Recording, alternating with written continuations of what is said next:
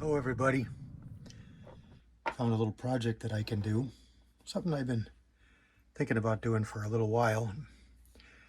I think I got to find a little better way because this is kind of slow, but I'll show you what I'm doing and see if you can figure it out. You recognize this?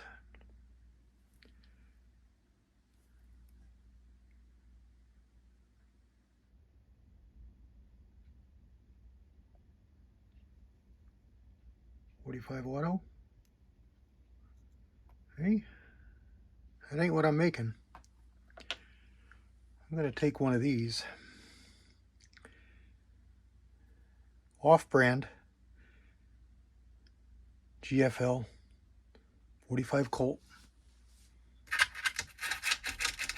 Get some of that gook out of the out of the primer pocket. Let's check it up here.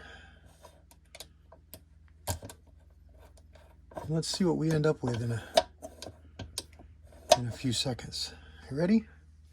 Let's come to the boring part.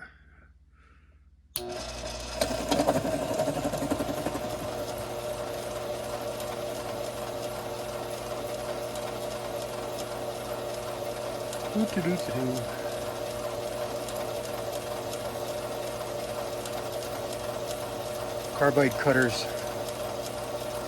are worth their weight in gold when you've got a lot of trimming to do. They don't get dull nearly as quickly. They cut much cleaner, nicer. A regular cutter would be throwing a bunch of smaller chips. You'd be getting some chatter. With the carbide, you just get a ball of, okay, we're done. A ball of brass wool. And what do we end up with over here? Pull this case out of here. Let's deburr the inside and deburr the outside.